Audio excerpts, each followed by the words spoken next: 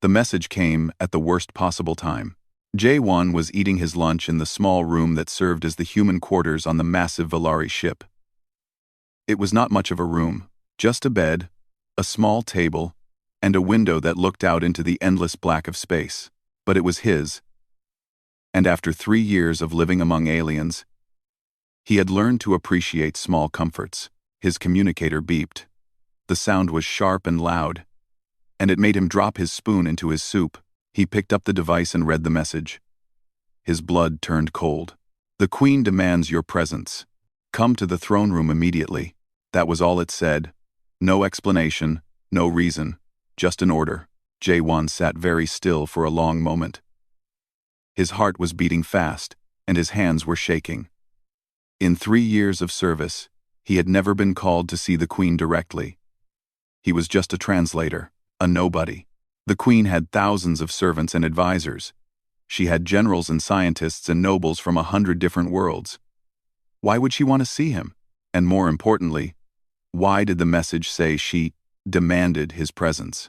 That word was not good.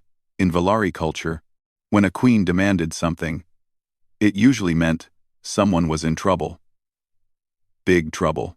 He stood up slowly and looked at himself in the small mirror on the wall. He was 32 years old, with short black hair and tired eyes. He was wearing the simple gray uniform that all human workers wore on Valari ships. He looked ordinary, forgettable. That was usually a good thing when you worked for aliens who saw humans as lesser beings. But today, being forgettable had not saved him from whatever was coming. He left his room and walked into the main corridor of the ship. The hallway was wide and tall, built for beings much larger than humans. The walls were made of a smooth white material that glowed with soft light. Everything about the Valari was elegant and beautiful, from their ships to their clothes to their bodies. The Valari themselves were tall and graceful. They had pale blue skin and large dark eyes. Their hair was silver, and they moved like dancers even when they were just walking. They were one of the oldest races in the galaxy, and they never let anyone forget it. As Juan walked toward the throne room, he passed several Valari servants and guards. They all stopped what they were doing and stared at him. Some of them whispered to each other. Others just shook their heads slowly, their faces full of something that looked like pity. That was not a good sign. One of the servants, a young female named Lyra who sometimes brought food to the human quarters, stepped in front of him. Her large eyes were wide with worry. "What did you do?" she asked in a low voice. "I do not know," Juan said honestly. "I have not done anything wrong. At least, I do not think I have." Lyra looked at him for a long moment. Then she reached out and touched his arm gently. It was a gesture of comfort, something Valari rarely did with humans. "The Queen is very angry," Lyra said. "I have never seen her like this. She has been shouting at her council all morning. And then she ordered them to bring you." "Me?" Juan felt his stomach drop. "Why me?" "I do not know. But please, be careful. The Queen is not known for her mercy when she is in this state." She stepped aside and let him pass. Juan continued walking, but his legs felt weak. He had heard stories about what happened to people who made the Queen angry. Some were sent to prison planets, others simply disappeared and were never seen again. He reached the large doors that led to the throne room. 2 guards stood on either side, holding long silver weapons. They were both looking at him with cold expressions. "The human translator," one of them said. It was not a question. "Yes," Juan said. His voice came out smaller than he wanted it to. The guard pressed a button on the wall, and the massive doors began to slide open. The sound they made was deep and heavy, like the growl of some great beast. "Go in," the guard said. "The Queen is waiting." Juan stepped through the doors and into the throne room. It was the largest room he had ever seen. The ceiling was so high that it disappeared into shadows. The floor was made of polished black stone that reflected everything like a mirror. Tall pillars lined both sides of the room, each one carved with images of Valari history. At the far end, raised on a platform of white steps, was the throne. And on the throne sat Queen Sereth. She was the most beautiful and terrifying being Juan had ever seen. Her skin was a deeper blue than other Valari, like the color of a midnight ocean. Her silver hair fell past her shoulders and seemed to move on its own, like it was alive. Her eyes were large and dark, and right now, they were burning with a cold fury that made J1 want to turn and run. Around the throne stood the Queen's Council. There were about 20 of them, all high-ranking Valari nobles and advisors. They were all staring at J1 with different expressions. Some looked angry, others looked nervous. A few looked like they were trying very hard not to look at anything at all. J1 walked forward. Each step felt like it took 100 years. The room was completely silent, except for the sound of his boots on the stone floor. When he reached the bottom of the steps, he stopped and bowed low. That was the proper way to greet the Queen. You bowed, and you stayed bowed, until she told you to rise. He waited. The silence stretched on for what felt like forever. Then the Queen spoke.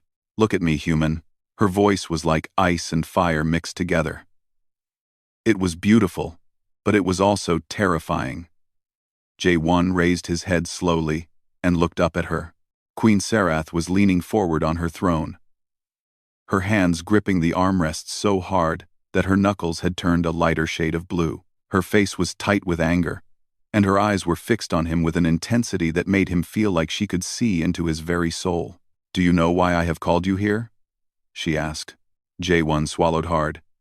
"No, Your Majesty, I do not." The Queen's eyes narrowed. "Do you think I am a fool?" "No, Your Majesty. Of course not." "Then do not lie to me." She stood up from her throne, and even though she was at the top of the steps and he was at the bottom, she seemed to tower over him. "I know what you have been doing. I know everything." J1's mind was racing. What had he been doing? He could not think of anything. He went to work. He did his translations. He ate his meals. He slept. That was his life. There was nothing special about it, nothing that should make a queen angry. "Your Majesty," he said, trying to keep his voice steady. "I swear to you, I do not understand. If I have done something wrong, please tell me what it is. I will accept any punishment you see fit." The Queen stared at him for a long moment. Then she turned to her council, and her face twisted with rage.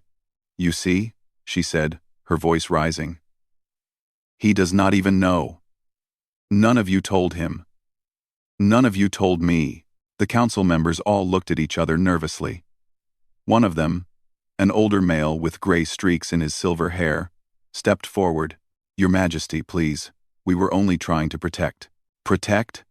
The Queen's voice was like thunder. "Protect who?" "Protect what?" "My daughter has been leaving her chambers every night, and none of you thought to tell me?" J1 felt confusion mix with his fear. "The Queen's daughter? What did that have to do with him?" The Queen turned back to him, and her eyes were blazing. "For the past 2 months, my daughter has been visiting the human quarters. Every single night. She goes to your room, human. Your room." She pointed at him, and her finger was shaking with anger. "Now tell me, what have you been doing with my child?" J1 felt like the floor had disappeared beneath his feet.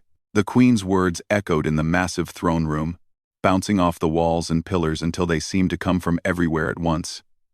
Every pair of eyes in the room was now fixed on him. The council members, the guards, everyone was staring at the small human standing at the bottom of the steps. "Your Majesty," J1 said, and his voice cracked. "I can explain." "Then explain." The Queen's voice was cold and sharp. "Explain to me why my daughter, the princess of the Valari Empire, has been sneaking out of her chambers to visit a human translator every night for 2 months. J1's mind was racing. He knew exactly what the Queen was talking about. Of course he knew. But he had never thought it was a secret. He had never thought it was wrong. "The princess came to me on her own," he said carefully. "She was curious about humans. She asked me questions about Earth, about human culture, about our stories and history. I answered her questions. That is all." The Queen's eyes narrowed. "That is all?" "Yes, Your Majesty. You expect me to believe that my daughter risked discovery, risked punishment, risked everything, just to ask you questions?" One of the council members stepped forward. It was a tall female with sharp features and cold eyes. J1 recognized her as Lady Veth, the head of the Queen's intelligence network. She was known for being ruthless. "Your Majesty," Lady Veth said, "I warned you about allowing humans on our ships.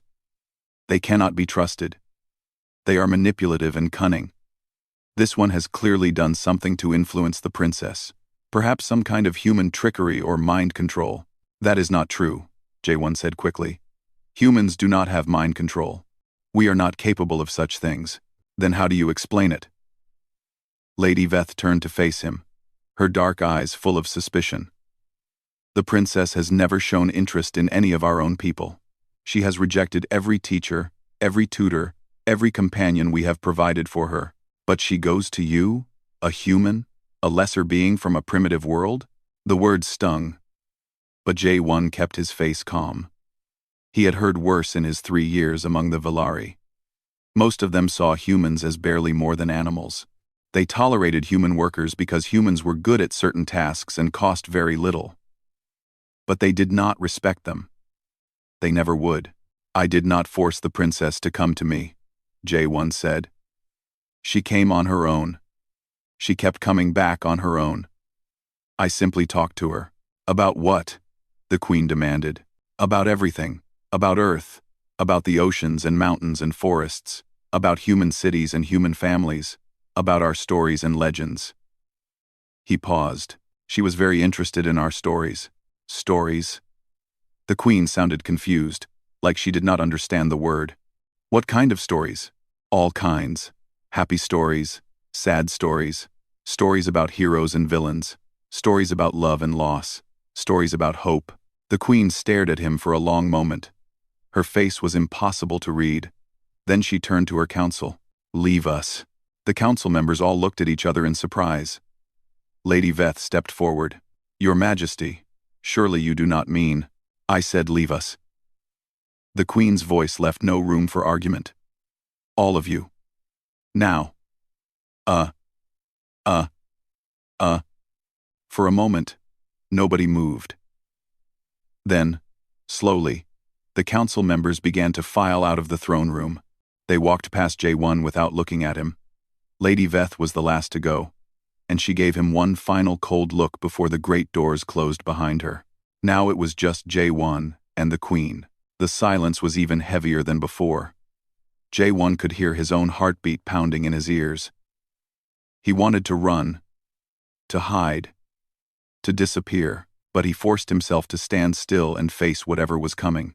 The Queen walked down the steps slowly. Each step she took was graceful and deliberate.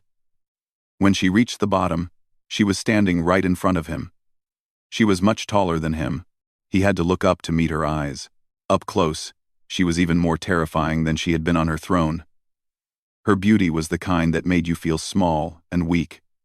Her presence was overwhelming, like standing next to a star. "Tell me about my daughter," she said quietly. "Tell me everything." J1 took a deep breath. He did not know what the Queen wanted to hear. He did not know what answer would save him, and what answer would destroy him. So he decided to simply tell the truth. "The first time I met the princess was 2 months ago," he began. "It was late at night. I was in my room, reading. There was a knock on my door. When I opened it, she was standing there." "What did she look like?" The question surprised him. "She looked small, thin, pale. Much paler than other Velari. Her eyes were too big for her face, and there were dark circles under them. She looked tired, very tired." The Queen closed her eyes for a moment. When she opened them again, there was something different in them. Something that looked almost like pain. "Go on." She asked if she could come in. I said yes. She sat on my bed and looked around my room. She seemed curious about everything. The pictures on my wall, the books on my shelf, the small things I had brought from Earth. What did she say? She asked me what it was like to be human. She asked me what Earth was like. She asked me if humans had families and friends and people who loved them. J1 paused. She asked me if humans ever felt alone. The queen was very still. And what did you tell her? I told her the truth. I told her that humans feel alone all the time. I told her that we are small and weak and scared. I told her that we live short lives and we make many mistakes. But I also told her that we have each other. We have families and friends. We have stories and songs and dreams. And even when we feel alone, we know that somewhere out there, someone cares about us. The queen turned away from him and walked a few steps. She stopped in front of one of the great pillars and placed her hand on it. She did not speak for a long time. My daughter is sick, she finally said. Jae-won felt his heart clench. I know. The queen spun around to face him. You know? She told me. Not right away. But over time, as we talked more, she told me about her illness. She told me that she has been sick since she was born, that the doctors cannot find a cure, that she grows weaker every year. And you said nothing? You told no one? She asked me not to. She said that everyone already treats her like she is dying. She said that when she is with me, she wants to forget about her illness. She wants to feel normal, even if only for a little while. The queen was staring at him with an expression he could not understand. It was not anger anymore. It was something else. Something deeper. My counsel told me that she was getting worse, the queen said slowly. They told me that her illness had entered a new phase. That she was fading. That there was nothing more we could do. Jae-won felt cold. I did not know it was that serious. They wanted to keep it from me for as long as possible. They thought they were protecting me. The queen's voice was bitter. But then something strange happened. 2 weeks ago, the doctors noticed a change. My daughter's condition had stabilized. Her energy was returning. Her color was improving. It was small, but it was real. It was the first improvement she had shown in years. Jae-won did not say anything. He was afraid to hope. They ran tests. They examined her again and again. They could not explain it. There was no medical reason for her improvement. Nothing had changed in her treatment. Nothing had changed in her environment. The queen took a step toward him, except for one thing. The stories, Jae-won whispered. The stories. The queen nodded slowly. Every night, you told her stories. Human stories. And every morning, she woke up a little stronger. That is not possible, Jae-won said, shaking his head. Stories cannot heal illness. They are just words. And yet, my daughter is getting better. The queen was standing right in front of him now, looking down at him with those deep, dark eyes. For the first time in her life, she is getting better. And the only thing that has changed is you. She reached out and did something that shocked him. She placed her hand gently on his shoulder. I am not angry at you, human, she said softly. I am angry at my council. I am angry that they hid my daughter's condition from me. I am angry that they hid her visits to you from me. I am angry that I had to find out from guards and servants instead of from the people I trust. Jae-won stared up at her, unable to speak. But most of all, the queen continued, I am angry at myself. For not noticing. For not seeing that my own daughter was suffering. For not understanding what she needed. A single tear rolled down the queen's perfect blue cheek. She needed hope, the queen said. And you gave it to her. Jae-won stood frozen as the queen wiped the tear from her face. He had never seen a Valari cry before. He had not even known they could cry. In all the stories and records about the Valari, they were always described as cold and emotionless.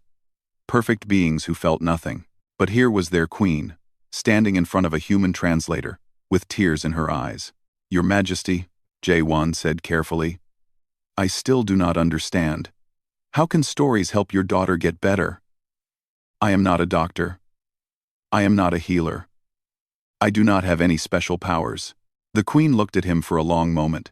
Then she turned and walked toward the great windows that lined one side of the throne room. The windows showed the endless black of space, filled with distant stars. Come here, she said. I want to show you something. Jae-won followed her to the windows. When he stood beside her, she pointed out into the darkness. Do you see those stars? She asked. Yes, Your Majesty. The Valari have ruled this part of the galaxy for over 10,000 years. We have built empires. We have conquered planets. We have created technology that your people cannot even imagine. We are the oldest and most powerful race in known space. She paused and lowered her hand. And yet, in all those 10,000 years, we have never found a cure for my daughter's illness. What is her illness called? J1 asked softly. We call it the fading. It is very rare. Only 1 in every 100 million Valari is born with it. The body simply gives up. Slowly. Over time, the spirit loses its will to live, and the body follows. The spirit loses its will to live? J1 repeated. You mean she is not physically sick? She is. Emotionally sick? The Queen turned to look at him. In Valari medicine, there is no difference. The body and spirit are connected. When one suffers, so does the other. The fading attacks the spirit first. It makes the person feel empty, alone, disconnected from everyone and everything. And as the spirit weakens, the body weakens too. J1 felt a cold understanding settle over him. That is why the doctors could not help her. You cannot cure loneliness with medicine. No.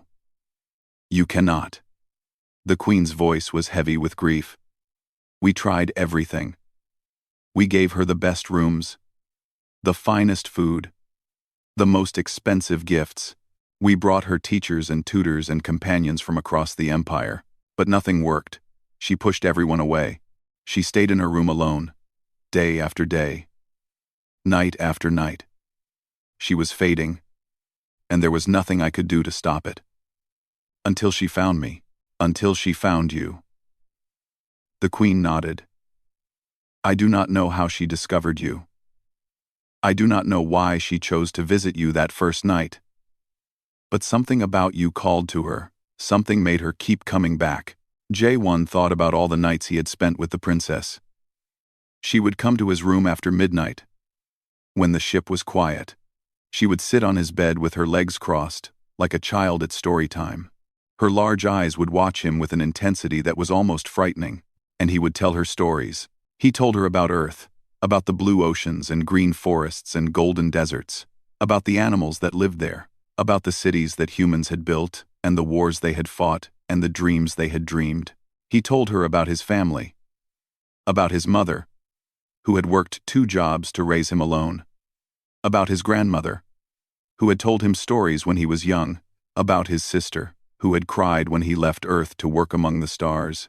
He told her fairy tales and legends and myths, stories about brave heroes who faced impossible odds, stories about ordinary people who found extraordinary courage, stories about love that lasted forever and hope that never died. And she had listened. Every night, she had listened.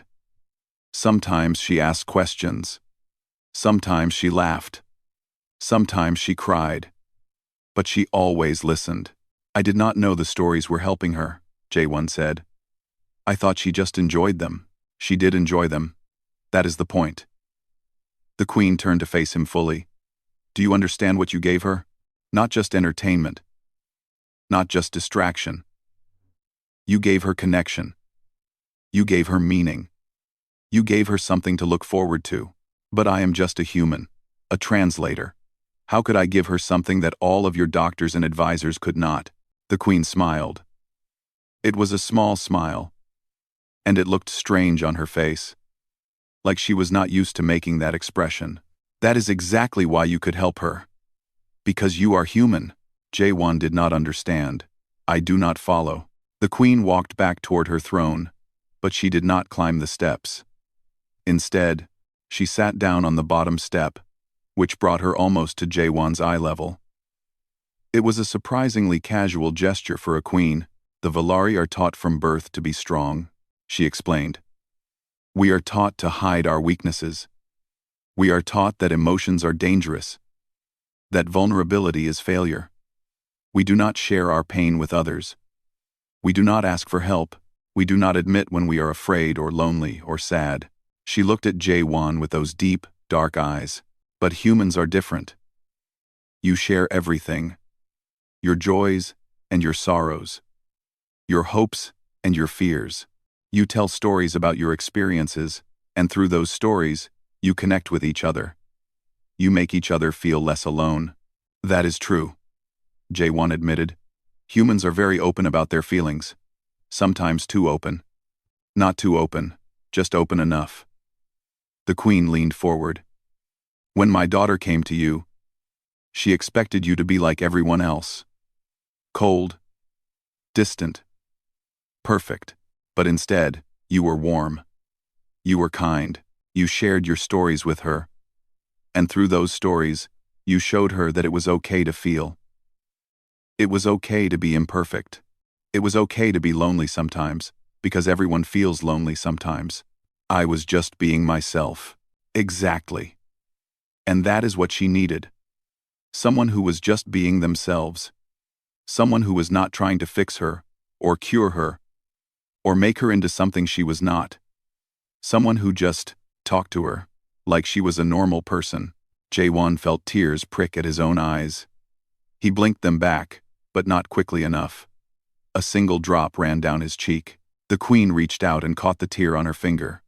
She looked at it like it was a precious gem. Humans cry so easily, she said softly. We used to think it was a weakness. Now I wonder if it is a strength. Sometimes crying is the only thing that helps, J1 said. Yes. The Queen stood up and looked down at him. I want to see my daughter. I want to hear these stories of yours for myself. Will you come with me? It was not really a question. You do not say no to a queen.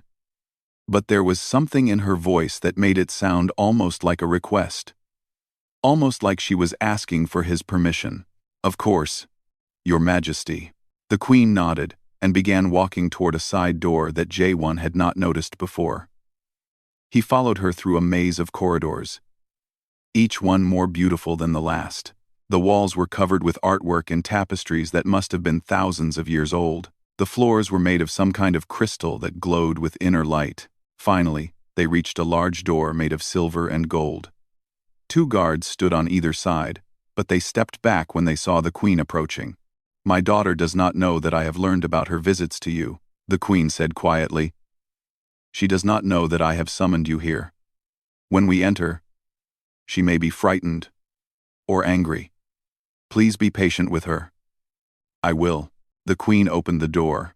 The room beyond was larger than J1's entire quarters. It was filled with soft light and beautiful furniture and countless toys and games and books. But J1 barely noticed any of it. He was looking at the small figure sitting by the window. Princess Nara was only 12 years old, but she looked younger. She was thin and pale, with the same deep blue skin as her mother. Her silver hair was long and tangled, like she had not brushed it in days. Her large eyes were fixed on the stars outside her window, and there was an emptiness in them that made J1's heart ache. Then she turned and saw him. Her eyes went wide. Her mouth fell open. And for the first time since J1 had met her, she looked truly alive. J1? She whispered. Hello, Nara, he said softly. The princess jumped up from her chair and ran across the room. She threw herself into his arms with a force that nearly knocked him over. She buried her face in his chest and held on to him like he was the only solid thing in the universe. I thought they were going to hurt you, she sobbed. I thought I was never going to see you again. J1 held her gently and stroked her tangled hair. I am fine. Everything is fine. Your mother knows everything now, and she is not angry, not at you, and not at me. Nara looked up at him with tears streaming down her face. Really? Really? She turned to look at her mother, who was standing by the door with an expression that J1 had never seen on a Valari face before.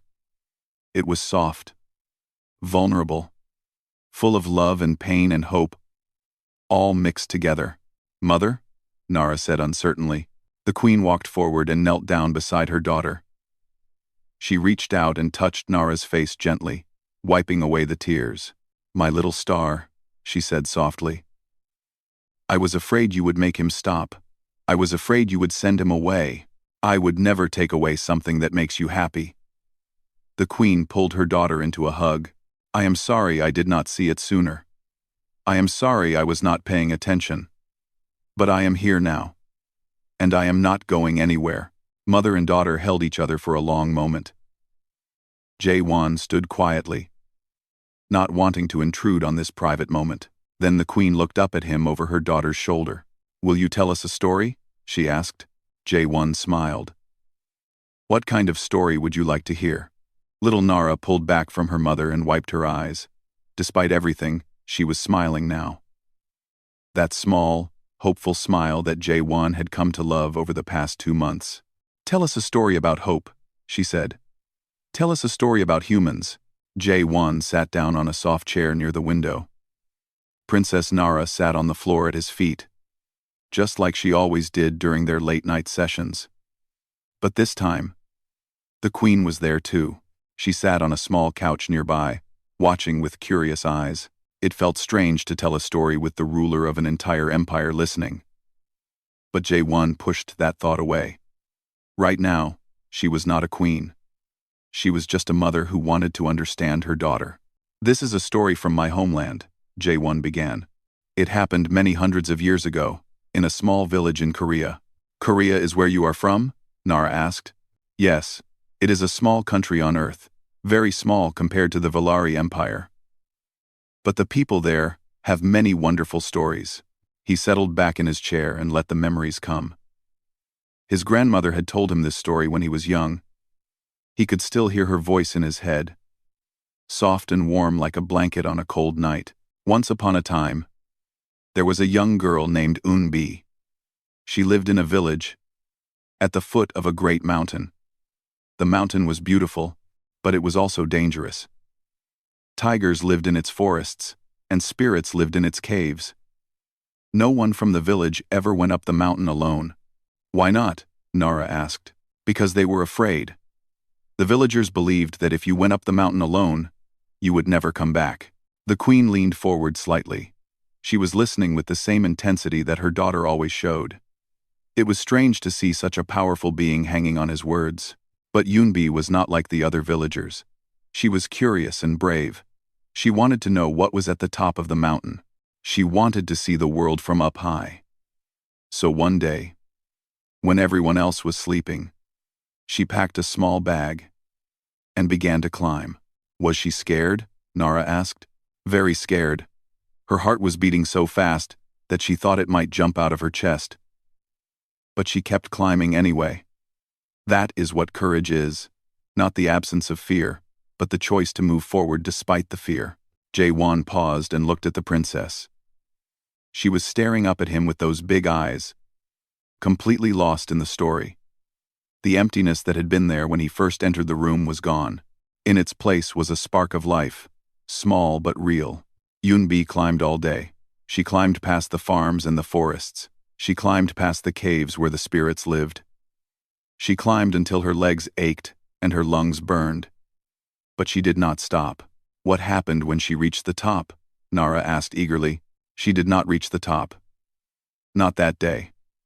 When night fell, she was only halfway up the mountain. She was tired and cold and alone.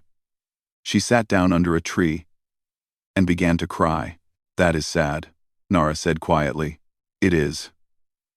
But this is where the story gets interesting. Juan smiled. While Eunbi was crying, she heard a sound. It was a small sound, like a whimper. She looked around and found a baby tiger lying in the bushes nearby. It was hurt. Its leg was caught in a trap that hunters had left behind. The queen made a small sound of surprise. She found a tiger? Was she not afraid? She was terrified. Tigers were the most dangerous animals on the mountain. But this tiger was just a baby. It was small and scared and in pain. Eunbi looked at it, and she saw something she recognized. What did she see? Nara asked. She saw herself, alone, afraid, far from home. So instead of running away, she knelt down beside the tiger and carefully freed its leg from the trap. The baby tiger looked at her with big eyes. Just like you are looking at me now. And then it did something amazing. What? It licked her hand. It was thanking her. Nara smiled. It was a beautiful smile. and Juan saw the queen's eyes fill with tears at the sight of it. Yunbi could have left the tiger there. She could have continued up the mountain alone, but she did not. Instead, she picked up the baby tiger and carried it with her. It was heavy, and it slowed her down, but she did not leave it behind. "She sounds brave," Nara said. She was. But more than that, she was kind. And sometimes kindness is more important than bravery. Juan continued the story. He told them how Yunbi carried the tiger up the mountain for 3 more days, how she shared her food with it even though she was hungry, how she kept it warm at night even though she was cold, how she talked to it and sang to it and treated it like a friend. And he told them how, on the 4th day, something wonderful happened. Yunbi finally reached the top of the mountain. The view was beautiful. She could see her entire village far below. She could see rivers and forests and other mountains stretching out to the horizon. She felt like she was standing on top of the world. "That sounds amazing," Nara breathed. It was. But there was something else at the top of the mountain. A cave. And in the cave, there was a mother tiger. A very large, very angry mother tiger, Nara gasped. "The baby's mother." "Yes." The mother tiger saw Yunbi holding her baby, and she thought Yunbi had heard it. She roared so loud that the whole mountain shook. She prepared to attack. What did Yunbi do? She was scared. More scared than she had ever been in her life. But she did not run. Instead, she gently set the baby tiger down on the ground and stepped back. The baby tiger ran to its mother and began to lick her face. It was telling her that Yunbi was a friend, not an enemy. The queen was leaning forward now, completely absorbed in the story. For a moment, she did not look like a powerful ruler. She looked like a child hearing a story for the first time. The mother tiger stopped growling. She looked at Yunbi with new eyes. And then she did something that no tiger had ever done before. She bowed her head. "She bowed to a human?" the queen asked in amazement. "Yes." It was her way of saying thank you. "Thank you for saving my child. Thank you for being kind when you did not have to be. Three-way are really for Morgan. Are really for Min, my child. Three-way. Three-way. Three-way. Three-way. Three-way. Three-way." Juan paused and looked at both of them. Mother and daughter, queen and princess, both waiting for him to continue. Yunbi climbed back down the mountain safely. And from that day forward, the tigers never attacked anyone from her village. They remembered her kindness, and they passed that memory down to their children, and their children's children.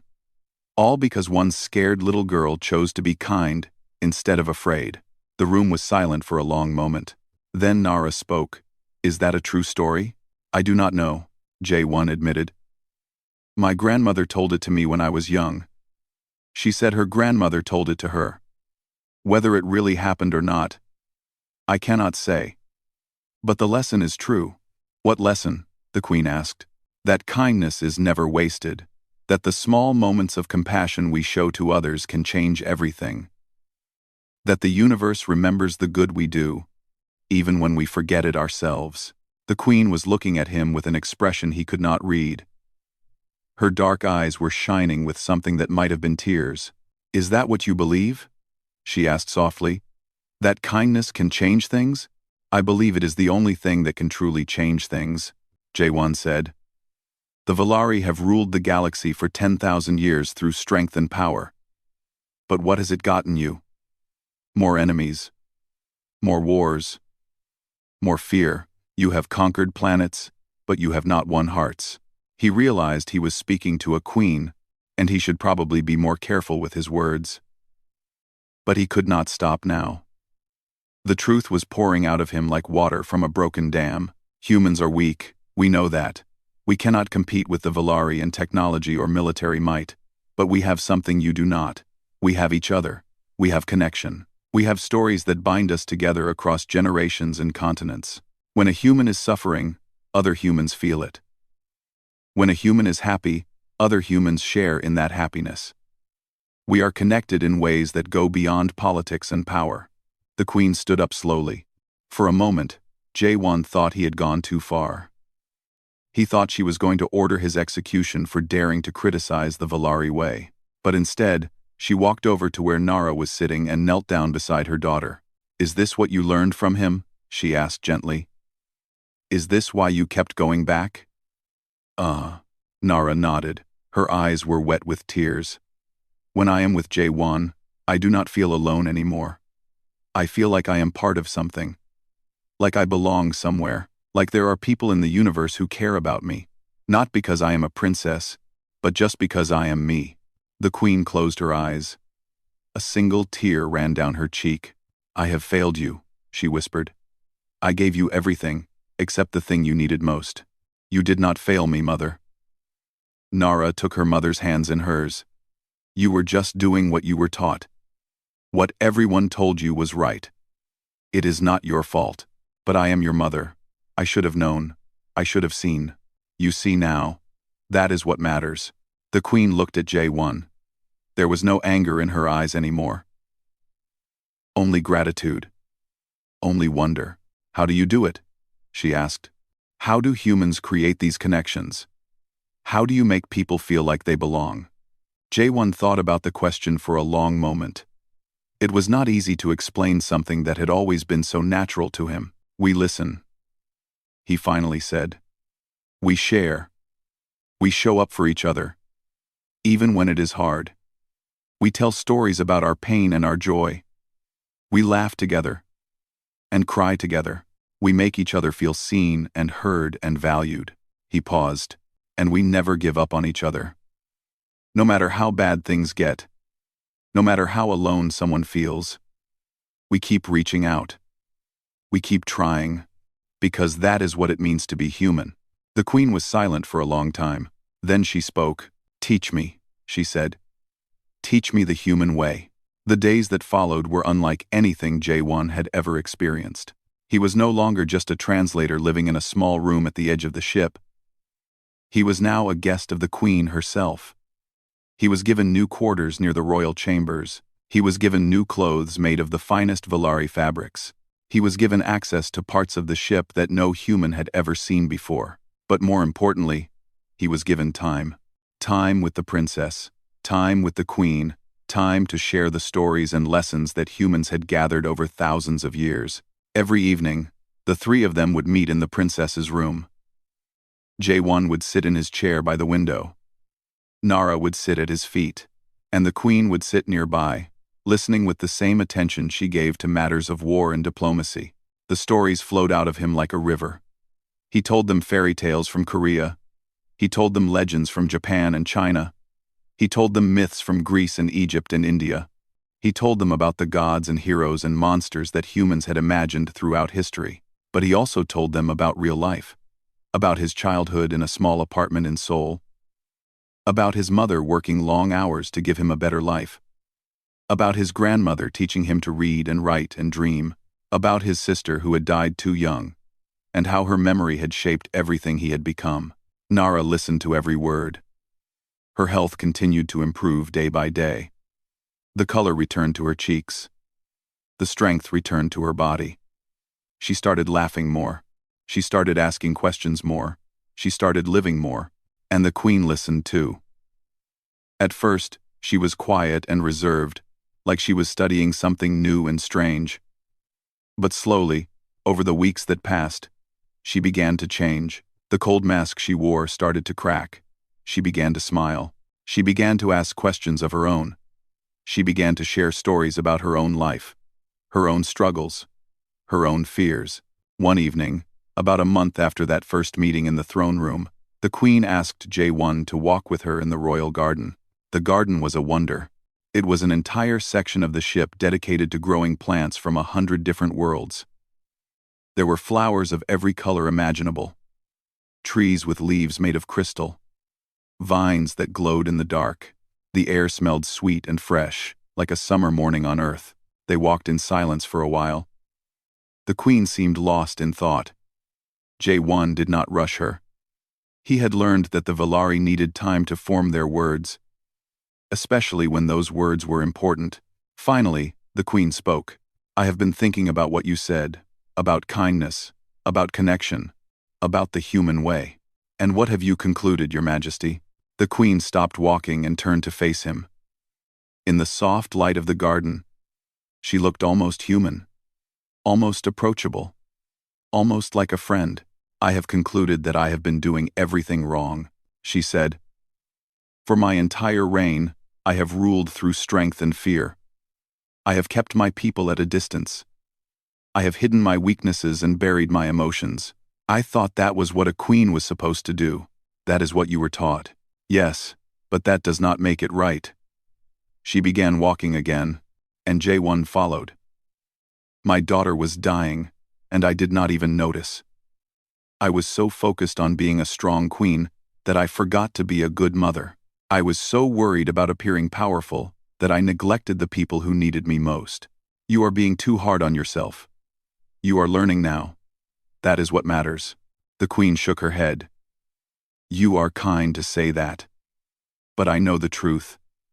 I have wasted years, decades. I have built an empire. But I have not built the connections that give life meaning. I have conquered worlds, but I have not conquered my own fear of being vulnerable. They reached a small bench made of white stone. The Queen sat down, and J1 sat beside her.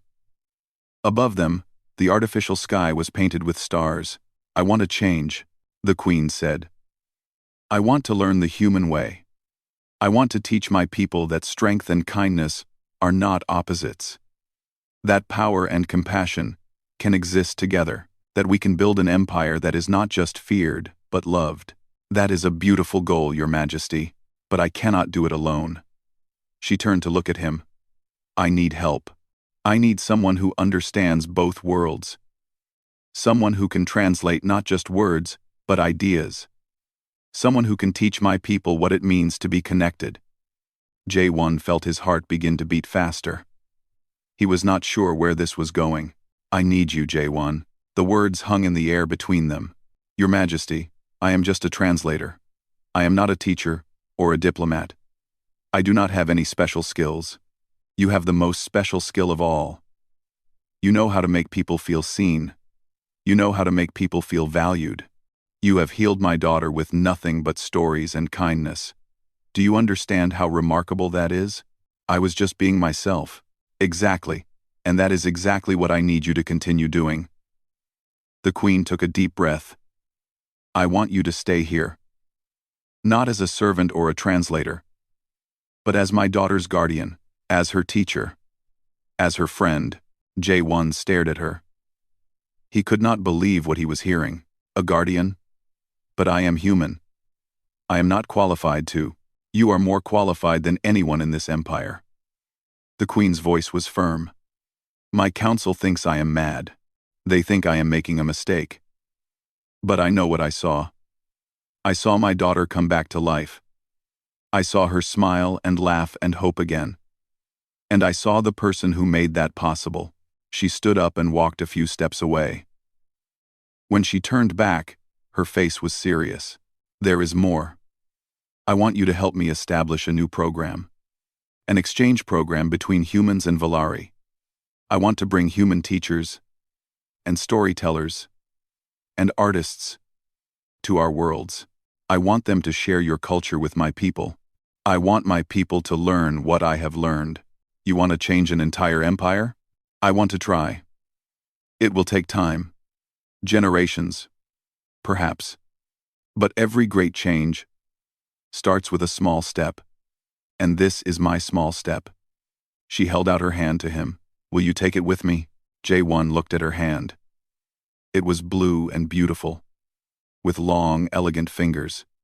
It was the hand of a queen, the hand of one of the most powerful beings in the galaxy, and she was offering it to him. A nobody, a translator, a human. He thought about his life, about the small room he had lived in for 3 years, about the work that had filled his days and the loneliness that had filled his nights, about the dreams he had given up and the hopes he had buried. And then he thought about Nara, about her smile, about her laughter, about the spark in her eyes when he told her stories, about the way she had hugged him that day in her room, like he was the most important person in the universe. He thought about the Queen, about the tears she had shed, about the vulnerability she had shown, about the courage it must have taken for her to admit that she was wrong and that she wanted to change. And he thought about humanity, about all the stories and all the lessons and all the love that humans had shared with each other throughout history, about the connections that had sustained them through wars and plagues and disasters, about the hope that had carried them to the stars. Maybe this was why he was here. Maybe this was why he had left Earth and traveled across the galaxy to work on an alien ship. Maybe this was what his grandmother had seen when she told him stories as a child. Maybe this was his destiny. He reached out and took the Queen's hand. "Yes," he said, "I will take it with you." The Queen smiled. It was a real smile, warm and genuine. It transformed her entire face. "Thank you, J1. You have given me more than you know, and you have given me more than I ever dreamed possible." They stood there for a long moment, hand in hand, two beings from different worlds who had found something precious in each other: understanding, connection, hope. Then the Queen spoke again, and her words left J1 truly speechless for the first time since he had entered the throne room. "My daughter loves you like a father," she said softly, "and I have come to love you like a friend. In all my years as Queen, I have never had either. I have never had someone who saw me as more than a crown. Someone who cared about me as a person." She squeezed his hand gently. "You have shown me that there is more to life than power, more than conquest, more than the cold perfection that my people have worshipped for 10,000 years. You have shown me that the greatest strength is not the ability to destroy, but the ability to connect, to care, to love." Her voice grew quieter, barely a whisper. "You have taught me what it means to be alive, J1. And for that, I will be grateful until the stars burn out and the universe falls silent." J1 felt tears rolling down his cheeks. He did not try to stop them. He did not try to hide them. He let them fall freely, the way humans always had. "Thank you, Your Majesty," he managed to say. "Thank you for seeing me. Thank you for listening. Thank you for giving humanity a chance." The Queen wiped the tears from his face with her own hand. "No," she said. "Thank you for giving the Valari a chance. A chance to be better. A chance to be more. A chance to learn the most important lesson in the universe." "What lesson is that?" The Queen looked up at the stars above them. The artificial lights twinkled like diamonds scattered across black velvet. "That we are all connected, humans and Valari, queens and translators, the powerful and the powerless.